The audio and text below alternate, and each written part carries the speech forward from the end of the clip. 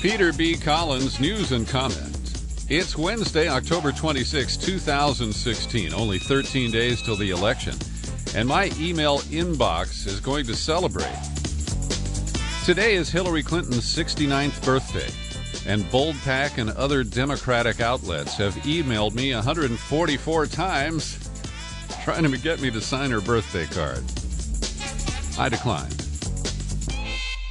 The Republicans have a great opening, and this is not an October surprise, but it kind of qualifies.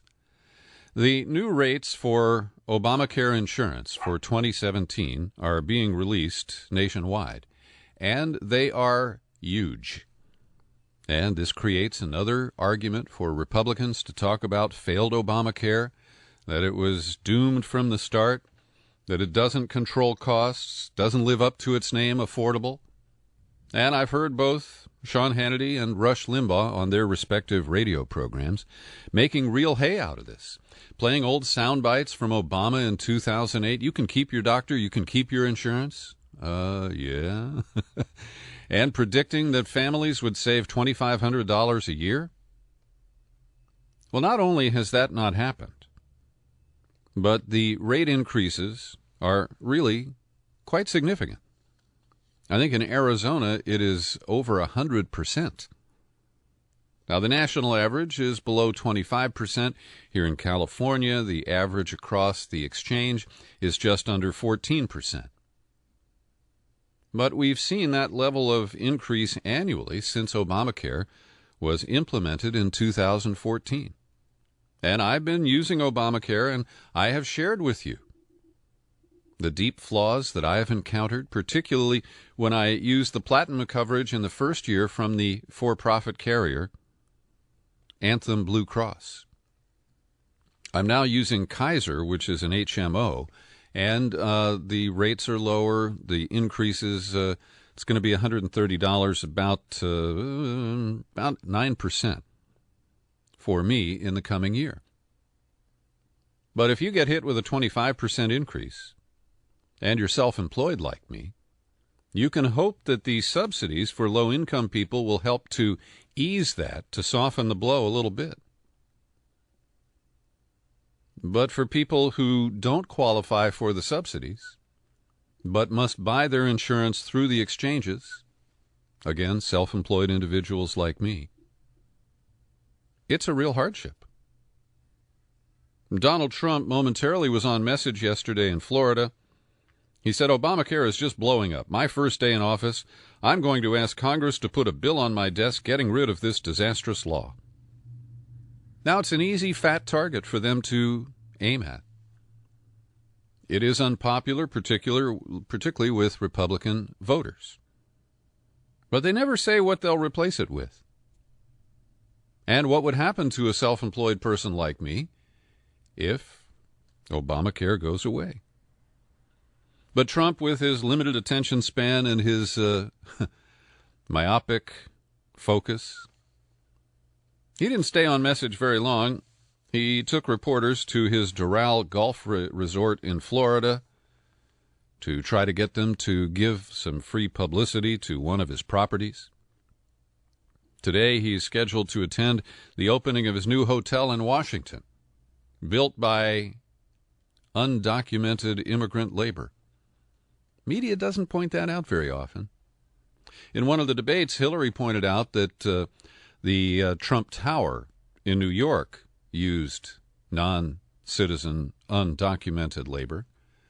But it's very clear that's happened in Washington, yet that is not widely reported in the corporate media. And at the Doral yesterday, Trump passed the microphone to some of his employees and said, hey, tell people how it's going here working for me, for Trump.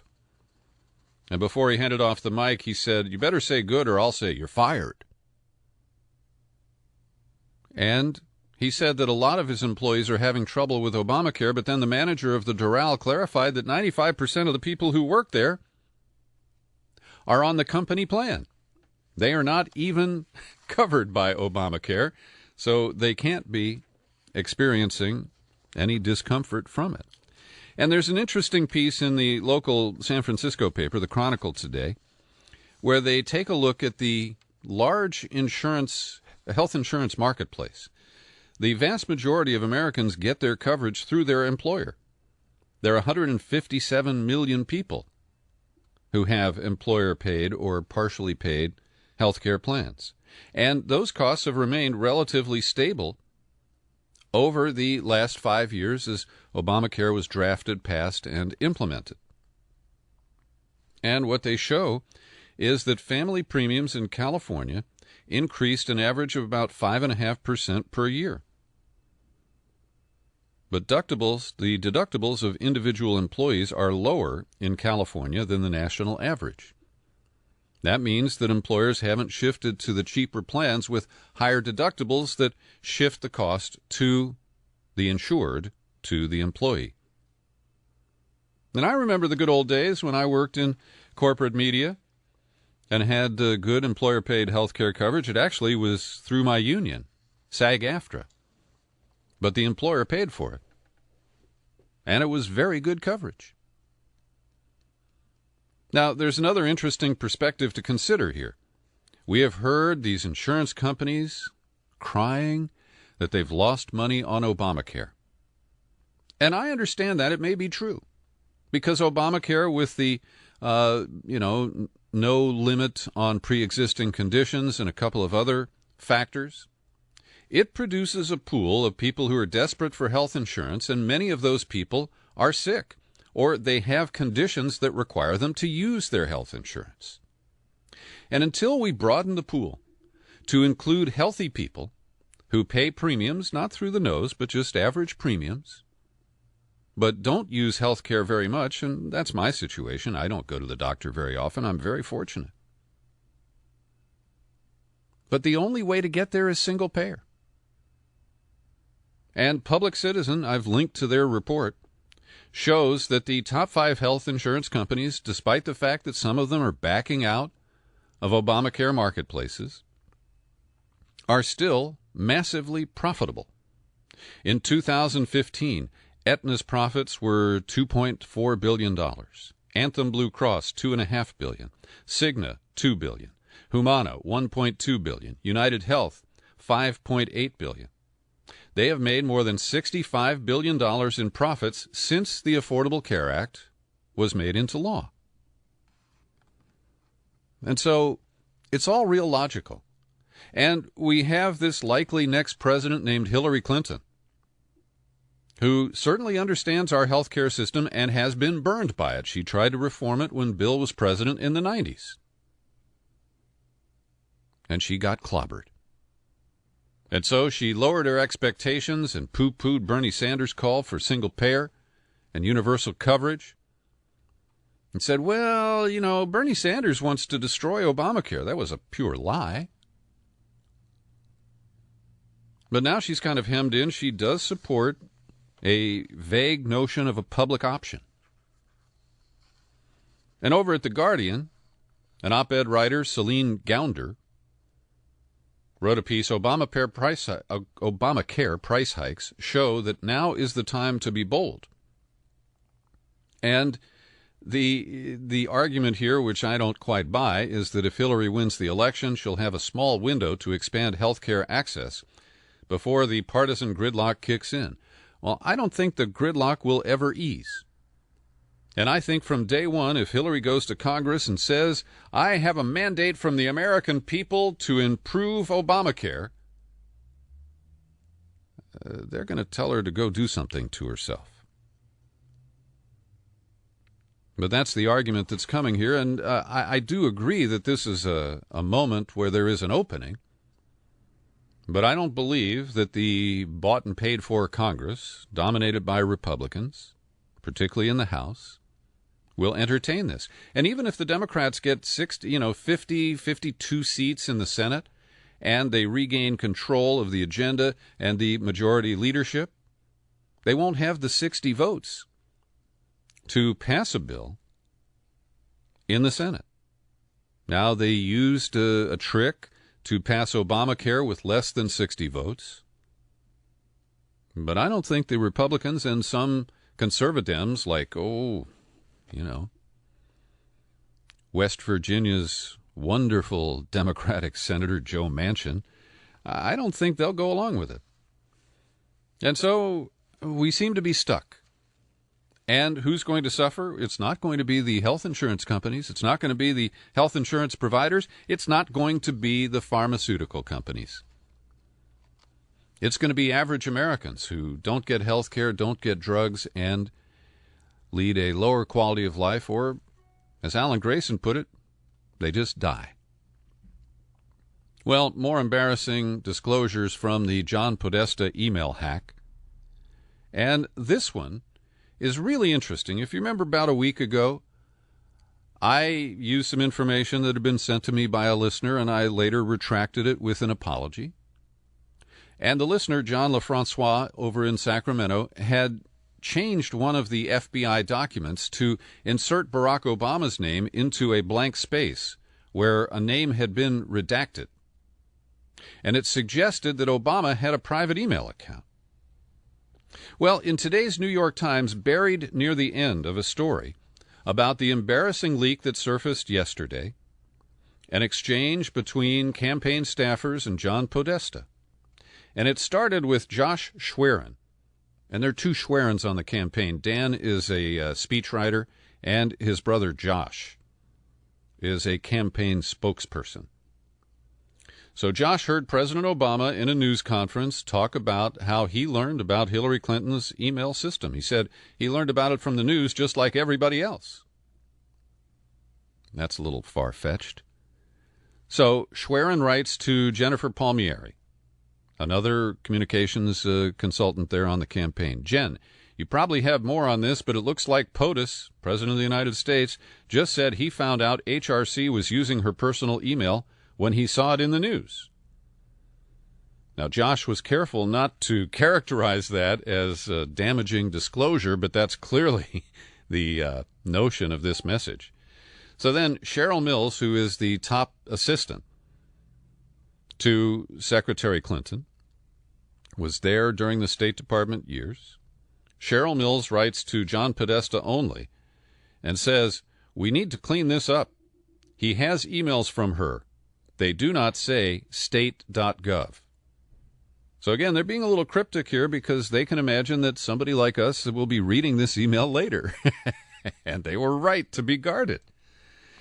So as the Times covers this, we get a clarification from Josh Earnest, the White House press secretary, suggesting that the president had no idea the emails could be a problem because he had relied on Mrs. Clinton to make sure that using a private account didn't break any laws.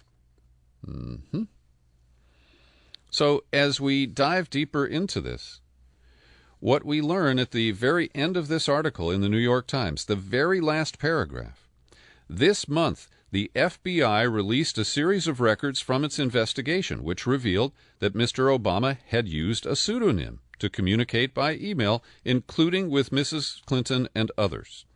The FBI records did not reveal the pseudonym. So, John LaFrancois, this is vindication for the way that you modified that email just to show us what it would look like if Obama's name had been printed there. But you were not wrong to suspect, and now we can confirm that Obama did have a secret private email address. And as I speculated at the time last week, when Obama first took office, he was complaining that they had to pry his BlackBerry out of his grip. And they came up with some sort of a system where he could communicate with certain people using email in ways that the spooks didn't think could be hacked or otherwise compromised. And I think that's what we are confirming in this account from the New York Times based on the FBI today.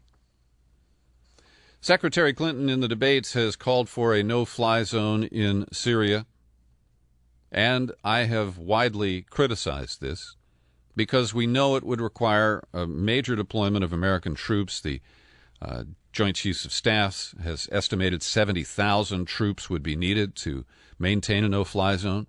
And because of Russia's entry into the fray a year ago, it is even less wise or more crazy to try to propose it. And I think you know that I have zero respect for Jimmy Clapper, who is the Director of National Intelligence, and I always like to point out he is a proven perjurer. Nevertheless, yesterday, at the Council of Foreign Relations, Clapper said that such a move could lead to Russia shooting down American warplanes. Quote, I wouldn't put it past them to shoot down an American aircraft if they felt that was threatening to their forces on the ground. And Russia recently deployed mobile S-400 and S-300 missile batteries to western Syria, which are capable of shooting down aircraft and cruise missiles.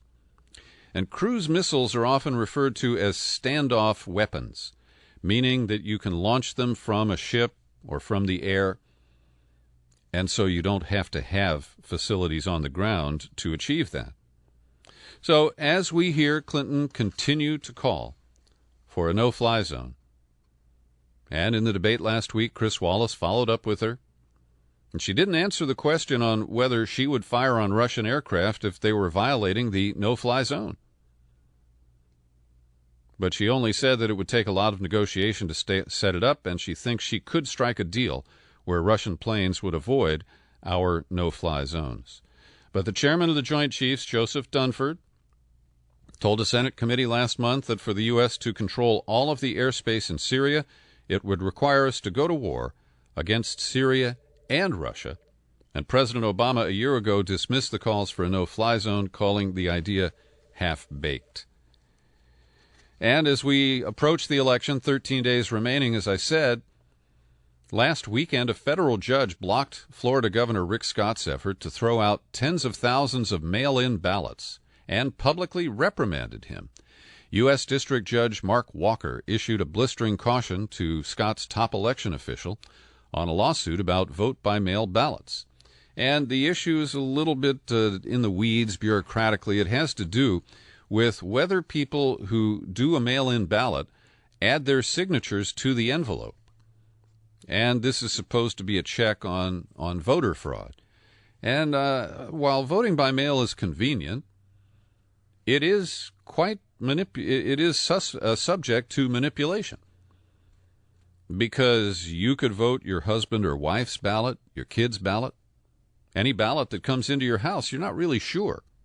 So this signature is really the only security measure there is.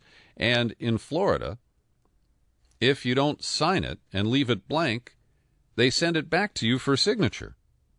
But if there is a signature that doesn't match the signature on file for that voter, then the ballot is thrown away, and it is not counted.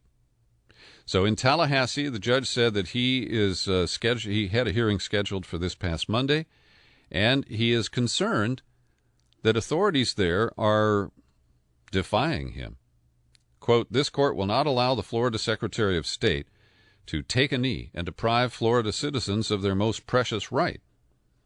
And the judge said if one were skeptical, it would appear that the Secretary of State requested as much time he felt he possibly could to justify so that he could use every second available to run out the clock. And by wasting a week on his scintillating response, he quite nearly succeeded, the judge wrote. So there are a lot of efforts to mess with voting this year, and we're just seeing a few of them that surface. Every day I like to pause for a second and thank the people who support my work here at the Peter B. Collins Podcast. And they do it by taking out subscriptions. Janet Price is an annual subscriber who just renewed. Grant Gibson in Portland kicks in $5 a month. And there's Terry Paris in beautiful Berkeley, California, who is a $10 a month supporter. I want to thank each and every one of you, and let's mention Faith People. She's right next on the list here. She's got multiple subscriptions and is a longtime loyal supporter. I'd like you to join in. Come on over to peterbcollins.com. You click menu, pull it down, click on Become a Subscriber, takes you to the sign-up page. It's real easy. You can pick $5, $10, $20 a month, whatever you're comfortable with. The $50 annual is available to you. And we've got bonus books on display on the sign-up page for people who take out a new annual subscription and give me a mailing address here in the continental U.S. Thanks for listening, and I do appreciate your support.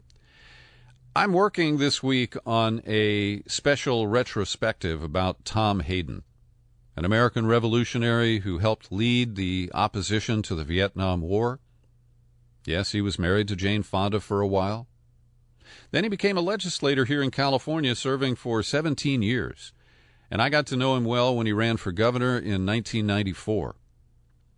And I've gone back through my archives, and I even got an old radio broadcast from my syndicated show in 2008. I pulled up the archive for that. And I'm putting together a kind of tribute to Tom Hayden. And yesterday I was listening to our most recent interview from last summer in a book that it was prompted by a book that he wrote called Listen Yankee. And much of the book related to Cuba and Tom Hayden's relationship with the Cuban revolutionary Ricardo Alarcón. And I bring this up because I'm looking forward to releasing that podcast as soon as I finish it in the next few days. But we're seeing more movement toward the reopening of Cuba. And it happened today at the United Nations General Assembly, when the United States abstained for the very first time in over 50 years. The abstention was a resolution condemning America's trade embargo against Cuba. And we've always voted against that. And this year we went neutral. Now, it would have been ridiculous for us to vote in favor of it because it's a condemnation of American policy. But it does increase pressure on the Republicans to get real about Cuba, and at some point they will allow that embargo to be lifted. I don't know that it will come very soon, but I think it is inevitable. Well, curious developments here. I first reported to you on Monday that almost 10,000 soldiers in the California National Guard who served in Iraq and Afghanistan and received signing bonuses in order to take another tour there have been forced to cough up those bonuses, to refund them to the Pentagon. Well, there's been a howl of protest, and you've seen members of Congress of both parties who are posturing about how outraged they are by this and how they're going to fix it just as soon as they get into the lame duck session. Well, at the Pentagon, they've announced that they have suspended this effort to collect the money back from our soldiers, and I, of course, believe that they should first collect money back from KBR, Halliburton, Blackwater, CACI, DynCorp, and all of those military contractors who sucked huge amounts of money out of the federal treasury, and many continue to do so. But no, we're going to pick it out of the pockets of our soldiers. And again, I'm looking at a report from the New York Times, and it's not in the final paragraph, but it does note in passing that in 2014, the National Guard asked Congress to pass a law forgiving some of this debt. But Congress balked at the cost. So this is a creation of the Republican leadership in Congress. They control the House. They could have allowed a bill to go forward to correct this problem. But either because they don't care or they're cheap, they use the excuse, oh, this will drive up the national debt. I mean, the amounts of money in terms of our federal budget are ridiculously low. But these are a big hit to members of the service. You have to pay back $20,000 or in some cases $40,000. So this is once again a problem created by the Congress, by the Republican leadership. And they're up there pointing fingers and saying, this is outrageous. I can't believe this is happening to our troops. And they caused it. Yesterday, I reported to you on AT&T's Project Hemisphere, a for-profit operation that gathers our information from telephone traffic on landlines and cell phones and sells it to government law enforcement agencies. There's no warrant involved. There is no suspicion of a crime. It's just available. And today, the latest disclosure on the surveillance state in America comes from the Washington Post, showing that inside the Beltway, there has been a 500% increase in the use of electronic surveillance, getting information on telephone traffic. In Northern Virginia, for example, electronic surveillance requests increased 500% in the last 5 years, from 305 in 2011 to 1,800 or more this year. And in the last 5 years, only one of the 4,113 applications for electronic surveillance has been unsealed, and there's only one case that we know of where the courts rejected a request to capture this information. And so this is another stunning example of how surveillance has become the new normal. It remains secret. We're not allowed to see the details of what kind of crimes were investigated, whether people were actually brought to justice, and whether the government, including the FBI, used these authorities appropriately. And this is what Obama has done. George W. Bush got away with a lot. He developed these new threads of surveillance domestically that applies across the board. We're all suspects now. But Obama has cemented it in place. This is the permanent landscape going forward. And you can't expect a President Clinton or a President Trump to do a damn thing about it. This is really astounding. And most Americans just, ho-hum, I got nothing to hide, man. They're fighting terrorism. Got to keep me safe. And Jason Leopold, once again, is the driver of these disclosures because he has brought lawsuits to force courts, or at least to demand, that they release this kind of information. Out at Standing Rock in North Dakota, we're getting details from the confrontation last weekend and the excessive force used by law enforcement on the water protector protesters. And as a march was underway to support several protesters who had chained themselves to bulldozers and pipeline machinery, the marchers were attacked by police who used pepper spray, beat protesters with batons. Dozens of officers, backed by military trucks, police vans, machine guns, and non-lethal weapons, violently approached the group without warning. From a loudspeaker, they heard, "Don't move. Everyone is under arrest." As protesters attempted to leave, the police began beating and detaining them. Several Native American women leading the march were targeted, dragged out of the crowd, and arrested. One man was body slammed to the ground. Another woman broke her ankle running from the cops. The military and police trucks followed the protesters as nearly 100 officers corralled them into a circle. A 17-year-old pregnant girl, a journalist, and a 78-year-old woman were among those arrested. A total of 140 were detained in half an hour. Then they were transported to Mandan, the jail, where we heard Colonel Ann Wright report in from recently when Amy Goodman had the charges of riot dismissed against her. Now, at the jail, the place was overwhelmed. People had to sit on the floor in a common area. 2 men were thrown into solitary. A number of women faced humiliating strip searches, which included spreading their body parts and jumping up and down while coughing. Now, I just find that to be really extreme, totally uncalled for. It cannot be justified. The arrested were refused phone calls, received no food or water for 8 hours after being arrested, and a journalist who is freelancing for The Intercept, Jihan Hafiz, who has covered war zones around the world. I believe she is Brazilian. She reported that her camera was confiscated, and they claim it is being held as evidence of a crime. So it's getting really ugly out there. We know that the pipeline company wants to try to complete the work within the next month or so, and so I think that there are going to be more of these confrontations in Standing Rock.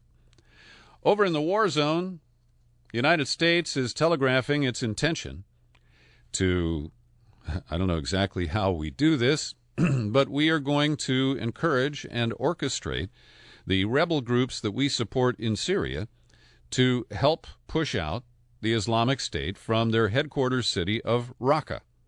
Ashton Carter, our defense secretary, meeting in Paris, vowed that Iraqi forces, Syrian Arab and Kurdish allies, and U.S. Special Operations troops and air power could take away the Iraq and Syrian capitals.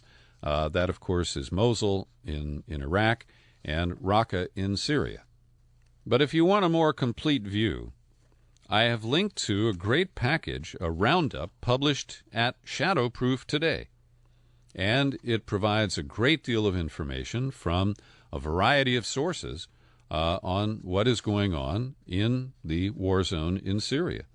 And so, for example, we have commentary that Ashton Carter has made a series of blunders in trying to mediate between Turkey's President Erdogan and the leader of Iraq, whose name is Abadi. And Carter went to Turkey, said he'd made an agreement with the Turkish government that the Turks could participate in the battle for Mosul. And we know when the Turks claim they want to fight alongside the U.S. allies, they really want to snuff out the Kurdish problem that they see as a threat to their country. I don't see it that way, and their effort to persecute the Kurds is their own problem, but they inject it into the agenda for the war against the Islamic State. It makes them a hugely unreliable ally, and because there are three different Kurdish groups, including one in Iraq, the U.S. and Iraq in particular have been quite wary. So Ashton Carter made a deal with the Turks. Then he went to Baghdad, where Prime Minister Abadi rejected Carter's proposal. And here's commentary from Kirk Sowell, who says, I must say what an ill-conceived idea it was for Carter to back Turkey in a role in Mosul. Carter failed since Abadi publicly rejected his request, and it was inevitable Carter would fail. He shouldn't have tried. It would destroy Abadi politically if he agreed, and it will hurt America's position in Iraq to even have raised the issue. So I think this is very important information. And, of course, it's very hard to find in the corporate media in the U.S. today because they're too busy running down Donald Trump's latest lunatic comment and, avoiding covering the real meat of the Hillary Clinton email disclosures. So there's other information in this dispatch as well, including the Russian warships that have been sent to Syria, including their only aircraft carrier, which is a real leaky bathtub. It has its own tugboat because it's unreliable in getting from A to B under its own steam. And there's other information here that I think you would find useful. So click on the link and check it out when you have the opportunity. 2 items finally today from the Vatican. And I applaud this move. I think it's in part because of guilt that Pope Francis feels. The Vatican and Argentina's bishops have finished cataloging the archives from Argentina's dirty war and will soon make them available to victims who have long accused the Church of complicity with the military dictatorship. Now, no date has been set for the opening, but they say the archives are all organized and digitized now, and they're going to make them available to victims, detainees, and the religious superiors of victims who were priests or nuns. But you'll recall that Pope Francis, who was the Archbishop of Buenos Aires, yes, thank you, and he also was a Jesuit priest before he became the bishop there, he's been criticized for not speaking out publicly at the time about the atrocities. And so maybe this is his effort to correct a bit of a problem in his own background. And this one I really don't know how to take, but just in time for Halloween, the Vatican has clarified its rules on the disposal of the remains of Catholics who've been cremated. They say you shouldn't scatter the ashes in the air, on land, or at sea, and that you shouldn't put them on the mantle at your house. The ashes of loved one have no place in the home. Now, I don't really follow why the Vatican is so concerned about this. One cardinal named Mueller said, well, we believe in the resurrection of the body, so burial is the normal form for the Christian faithful, especially Catholics. And you know, since the Catholics have been burying people for centuries, we kind of have a track record as to how many of those bodies remain in any condition to be resurrected. And even if the final call, Judgment Day, were tomorrow, only people who've been buried maybe in the last couple of years would have any remains that could be resurrected. So I find this really superstitious and kind of silly. And if that offends you as a Catholic, I apologize. That's not my intention, but I just call them as I see them. Thanks for joining me for my News and Comment podcast, now available on YouTube. Subscribe over at YouTube, and you'll get notifications of each day's release. Happy trails to you until we meet again. Happy trails to you. Keep smiling.